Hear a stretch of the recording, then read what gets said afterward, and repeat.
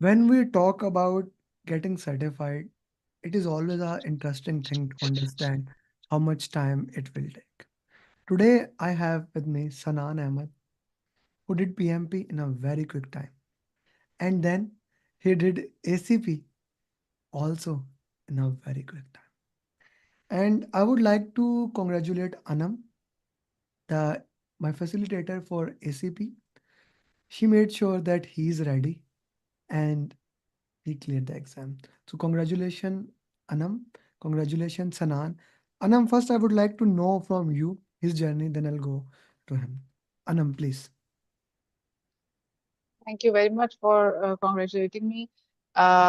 This has been a very smooth journey as Sanan had already done PMP with you and then he came for ACP. So overall, like a very hardworking person following the instructions, he has been a very good ACP aspirant and followed the roadmap which was customized for him and getting reading our ACP booklet and everything. So it was smooth and congratulations, Sanan. Okay. Sanan, now over to you. Talk me and walk me through the entire ACP journey. And a very important thing I would like to know from you, especially the exam part, compare it with PMP and how much different or same it was. Yeah, first of all, I would really like to thank both of you, especially Anam, the way she uh, taught me about all the things related to the ACP and the way she guided me throughout the journey. It was really amazing and it was an informative journey. Secondly, the thing that you asked about difference between the PMP and ACP exam. I think as far as the PMP exam is concerned, I would say that when I prepared for it, it was more related to the modules, or you can say the mocks that I prepared during my PMP preparation. But if I talk about the ACP exam, then you had already mentioned that the PMI is trying to change the course outline and things like that. So I think the exam was a little bit unrelated, in my opinion.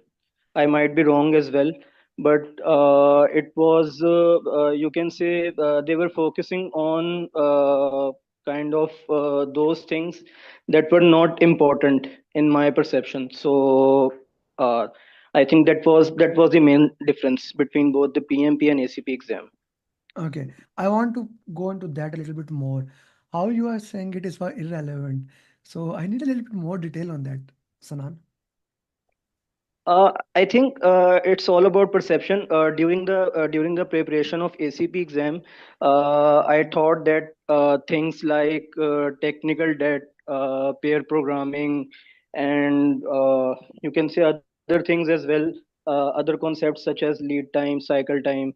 These were the important things in my mind, and the concepts related to the velocity. So I had prepared a lot for these concepts, all the scenarios related to these concepts. I had prepared a lot for them, but or to my surprise, there was not a single question related to these things. So in this perspective, I think the things were little bit, you can say, out of focus there. So that is why I was a little bit nervous during the exam. But then as the time passed, I was managed to answer all the questions in time. Okay, okay, okay. How was the time management? Yeah, I was able to complete the ACP exam when 5 minutes were remaining. So I had the time to even recheck the questions again, and I had marked flagged few questions. So I had the plenty of time to recheck my answers again and to change anything if it required. So I had completed it comfortably. Comfortably. Okay. What was the length of the question answers? One liner, two liner? I think most of the questions were under 4 lines. Hardly there was a question where the question length was more than 4 lines. So basically, if I talk about the main thing which I felt during the exam was related to the stakeholder management. I think Mm-hmm. that was that could be the summary of whole ACP exam that Mm-hmm. I felt during the exam, that directly or indirectly they were trying to ask about the stakeholder management, like how the stakeholder can impact the team, how they can impact the requirements of a project, things like that. Now, or you can say there was another perspective, another important aspect of the ACP exam that I felt, that there were many questions related to the adoption of agile.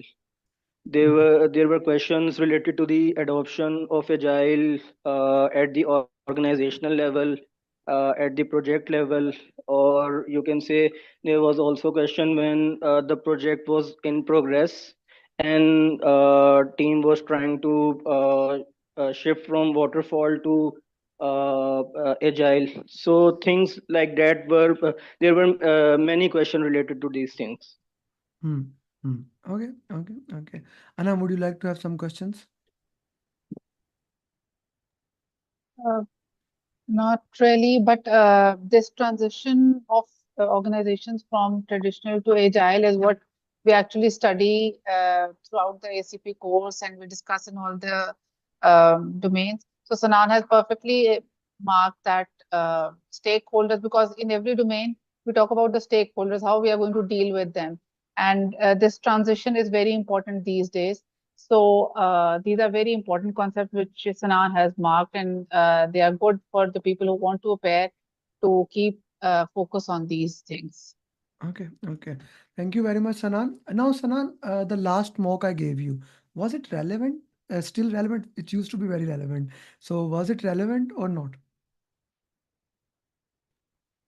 Yeah, I think there were few things in that final mock, such as the questions related to the acceptance tests and the definition of done. I think there were questions, as far as I remember, there were questions, 3 to 4 questions related to these concepts, and the final mock which I did, in that even there were questions related to it. So.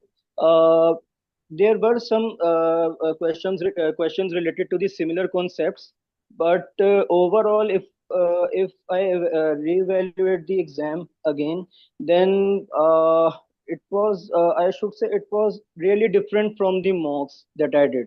Hmm. So uh, but I am not saying that mocks were not didn't help me. They helped me a lot in order to grasp the concepts and to understand the questions. Hmm. But the questions are really trying to ask from me. So that was an important aspect of those mocks that Okay. tried to help me, and they really helped me to clear the exam. Okay, thank you very much, Sanan, Maham, and Anam for joining. And I wish all of you best of luck. Anam, 100% record need to be maintained.